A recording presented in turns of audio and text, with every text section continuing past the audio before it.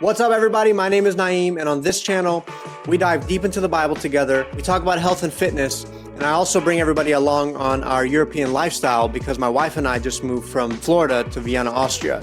So if you're new here, consider subscribing. It's the 9th of the month, and there's a few verses that were highlighted to me from Proverbs chapter 9. But before we get into that, I have a quick question. Have you ever been invited to two different places on the same day, and you kind of want to go to both, but you don't know which one to pick? It's a little bit of an awkward situation, and you kind of, might like the first person that invited you, and you kind of like the second person, and two different events, and you don't know which one to go to. In Proverbs chapter 9, I see this scenario playing out. If we read verse 3 and 4, 13 and 14, we can clearly see two different invitations. Now, here the proverb is saying that there's two different women inviting people to their houses.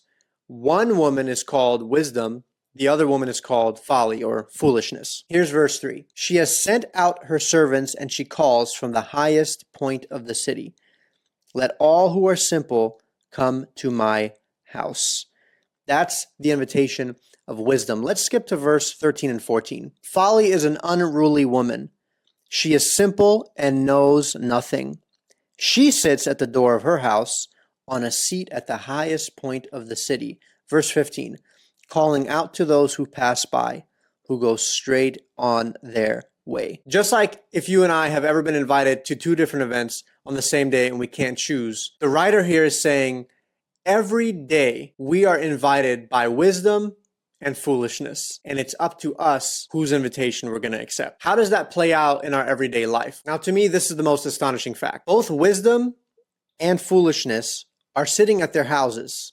And where are their houses located? It says at the highest point in the city. That tells me that every day, wise choices and foolish choices are competing for the top spot in our lives. Now, for today's video, I'm not going to go into what wise choices are and unwise choices are. We'll save that for another time. But from a macro perspective, zooming all the way out, why should you accept the invitation from wisdom instead of foolishness?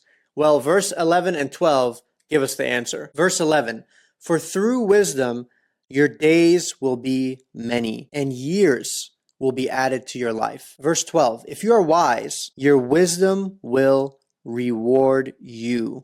But if you're a mocker, you alone will suffer. Now let's contrast that with the reward of foolishness. Verse 16, this is foolishness talking. Let all those who are simple come to my house. To those who have no sense, she says, stolen water is sweet. Food eaten in secret is delicious. But little do they know that the dead are there and that her guests are deep in the realm of the dead. Every day you and I have choices to make, and they could be smart ones or they could be dumb ones. What I don't want you to do is overanalyze every little decision you make and overthink everything, because trust me, you don't want to live like that. And that is not what God is saying here. But what he is saying is, which voice is the loudest? Whose invitation are we continuously accepting? We're not going to be perfect. There's going to be times we make stupid choices. I'm sorry. That is the truth. There's grace for that. There's forgiveness for that. Though a righteous man falls 7 times, yet he gets back up. So who are you today? Are you going to get back up after you've made wrong choices? Or are you going to stay down? Here, every day, wisdom calls. And every day foolishness calls. That means tomorrow can be a better day. Take these verses to heart, meditate on them, think through them, and let me know in the comments what your thoughts are on these verses. And I'll see you tomorrow for Proverbs chapter 10.